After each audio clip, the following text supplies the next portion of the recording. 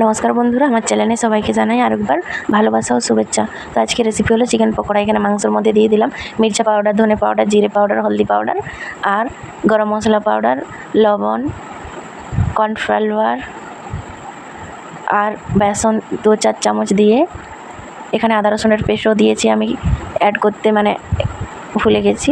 তারপরে নেম্বু দিয়েছি আধা। আর যারা আমার চ্যানেলে নতুন, চ্যানেলটিকে সাবস্ক্রাইব করে একটি ভালো কমেন্ট করে যাও।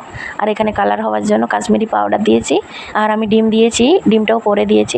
এত তাড়াহুড়ার মধ্যে শ্যুট হচ্ছিল যে আমার মাথায় ছিল না। তারপরে ধনে পাতার কুচি করে দিয়ে দিলাম।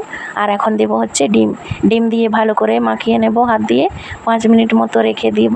তারপরে আমি তেলে ভেজে নেব। আর প্লিজ চ্যানেলটিকে একটু সাবস্ক্রাইব করে আগে বাড়াও, যাতে নতুন নতুন কিছু করতে পারি। তো এখানে আমি হাত দিয়ে মেখে নিচ্ছি।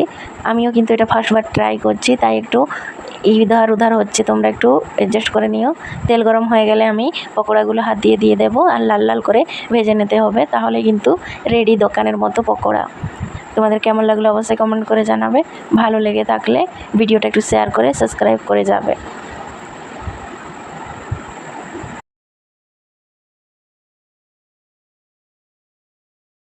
এপাশ ওপাশ পাল্টিয়ে আমি ভালো করে ভেজে নেব।